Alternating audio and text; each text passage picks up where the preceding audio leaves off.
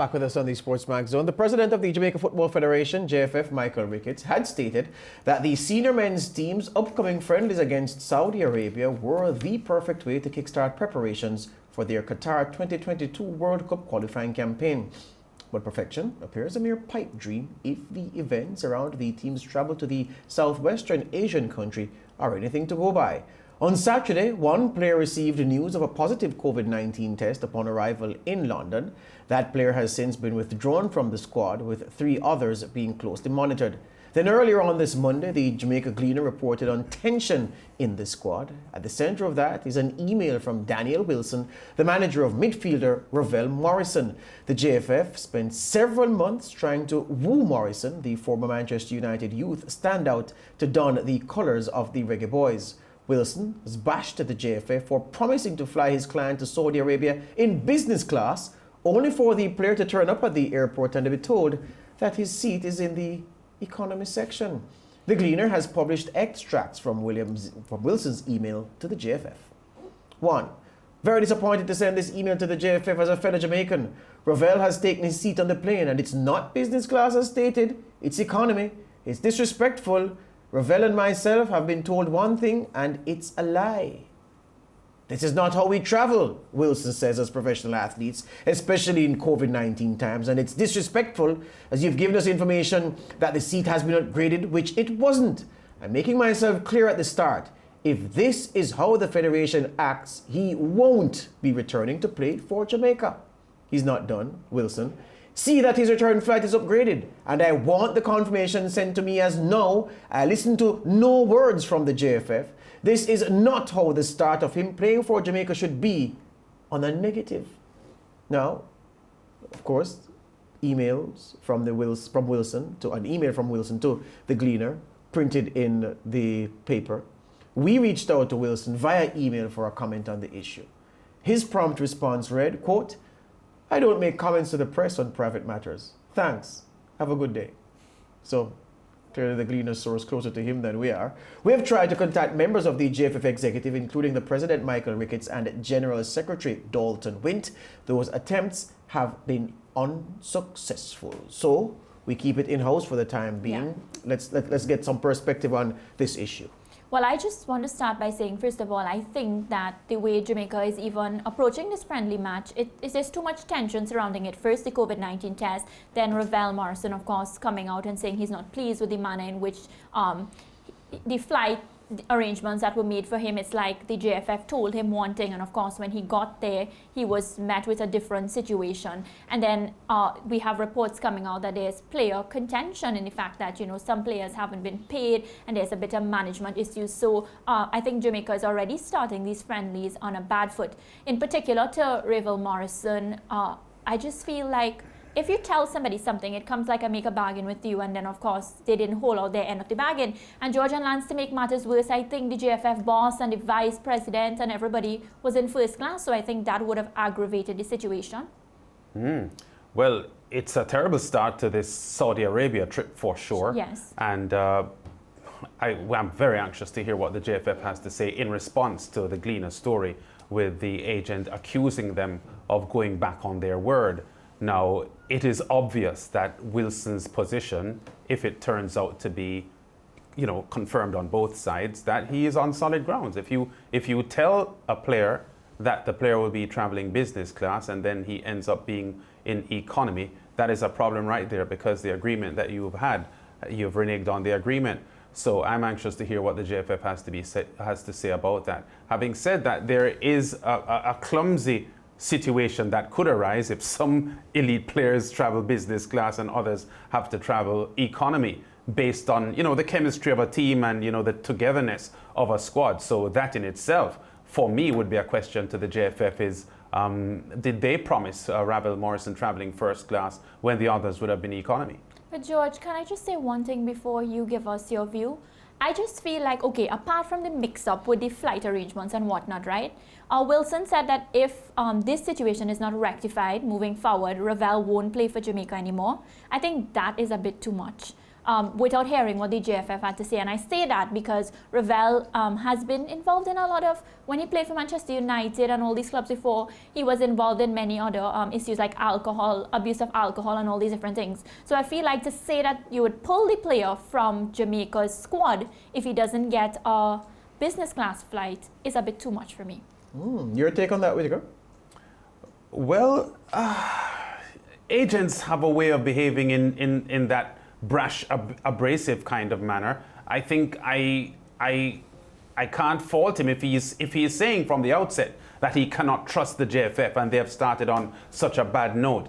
I'm not sure if it would be too big of a threat. Having said that, I think at times agents will say these things just to put something out there, not that it's a total bluff, but just to put something out there to make the JFF know that they won't stand for it. I'm not sure if it's something they would carry through.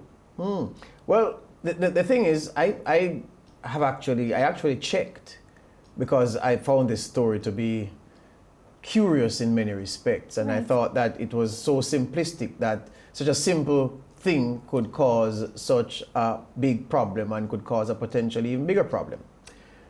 I was told from persons very close to the fray that yes, the offer of a business class seat was made to Ravel Morrison, but when he turned up, as Wilson said, it was an economy seat that he was booked to sit in and travel, and that the appeal to the JFF management was met with a promise that yes, the seat would have been upgraded, again according with what Wilson told the Gleaner.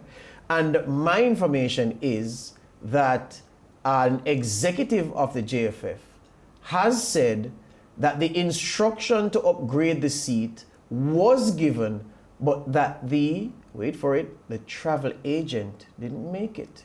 So the travel agent, working for the travel agency, is having to carry the can on this one. So the position is, from my information, is that yes, we realized that the mix-up had happened, that the promise wasn't kept to give Ravel Morris the business class seat. We made attempts to do so. Instructions were given to the travel agent to so upgrade, but the travel agent did not oblige. Now, to the point of whether or not players should travel on business class, in business class. Look, players are high-performance athletes. High-performance athletes traveling, especially long-haul flights, well, whether long-haul or short-haul, high-performance athletes should travel in the best circumstances possible.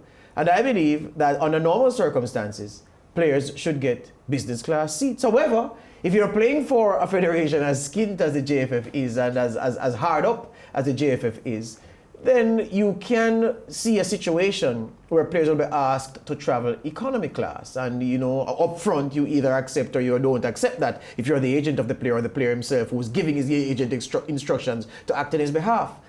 On the other hand, people ask, well, how is it that the president, the general secretary, and one of his vice presidents traveled business class? And that's wrong, because how can the executive be traveling business class and the player's economy class? And I hear this all the time. But people either forget or they're not aware. The post of JFF president is a voluntary one.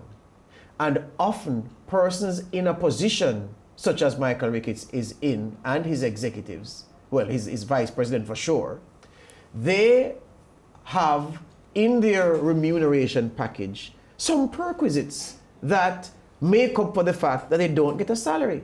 A part of those perquisites, and I'm not saying that this is the case in Michael Ricketts' specific case. Yeah. I'm saying that positions like these, when you don't get a salary, you get certain perquisites such as executive class travel when you fly, or you get the option of, okay, we'll pay for your economy class seat. If you want, you can, out of your own funds, upgrade yourself to business class. So I'm just saying that this is a reality of the situation. So persons should pipe down when you're blazing away and saying, how is it that the executive is flying itself business class and the players have to fly economy class? That's a reality of it in many situations. Also, when you talk about Ravel Morrison, Mariah, and you say that, well, look, the agent can't say that he's not going to play again if he's not treated a certain way.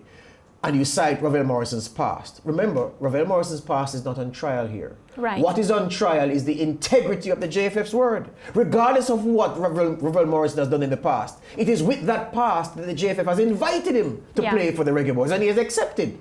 They have said to him at the start, but they said to him at the start, Mariah, that we will give you a business class seat. He's not just come to the situation and say, give me a business class seat. His agent says, you assured us at the start that we would have, only for us to go to the airport and find that we have an economy class seat. You can't keep your word. Right. And the agent is saying, if you can't keep your word as evidenced by this instance, then we will not be offering the player to play for Jamaica again. And I think that's a fair position to adopt. And I just think it's an extreme. I'm not saying that... But how can it be extreme if you agree with the reason? You're going to pull a man from a squad because there's a mix-up. Mariah, before we started to go to travel to Saudi Arabia, they said, Mariah, you are going to go to Trinidad on Monday, you are going to get a business class seat. When you reach at the airport, you get an economy class seat. You ask me to upgrade it, and I say I will upgrade it. When you're ready to fly, they say, oh, you have not been upgraded, go on the economy class seat. Your manager says, oh, if you can't keep your word with what you promised her, she will not have anything to do with your organization again. That is simply what Ravel Morrison's agent is saying. You can't keep your word, and if you can't keep your word, we have no more relationship. That's it. Yeah, and he said in his pronouncements, if you at least a couple of the lines or one of the lines suggested that if he can't trust them on this issue, he's suggesting that in the future he doesn't know, if he can believe anything they say or if they'll stick to, any position that they had given initially. No, I get exactly what you're saying, and I'm not saying that what the JFF did was right, but I'm just saying that I think to pull the player, to say that the player wouldn't play for Jamaica anymore, I just think in my mind that is too extreme. On what basis? We've just given you a basis for the statement to be factual, and you've agreed with that basis. So I'm saying, on what basis are you saying if the player should go for this reason, it is overkill from the agent? Well, so you're literally not going to make a player play for a country anymore, and that's not extreme? No, because and worse yet now, if the reasoning that you gave, George, is true, you said that the travel agent made an error, and it really wasn't the JFF. They have documents to prove that they reached out to the travel agent numerous times to do it. So it was an error on the travel agent part. You would not make the player play for a country? What we are saying is this: it is integrity, the word of the JFF. Wilson is saying, if this is the test of how you will do business going forward, if you will operate with us and not keep your word, we can't play again. I'll not make the player available because you have been proven to not be able to keep your word. So it's also a warning, It's more of a warning than a threat. A warning is fine. Yeah, it's more a warning than a threat to say, if this is how you're going to engage, if you're not going to keep your word, don't expect us to play for you because we can't trust you. That's what they're saying. Yeah, I think that's the position that he's taking, really. Earlier, we mentioned that a player in the Reggae Boys traveling party tested positive for COVID-19. Well, 30-year-old goalkeeper Dennis Taylor has reportedly been in quarantine at the UWI JFF Center of Excellence since Wednesday last week and was tested last Friday before the team's departure. The news of his positive test came a day later. He did not continue his travels with the team, and he has been isolated in London. See what we did there? We take a break. Come right back.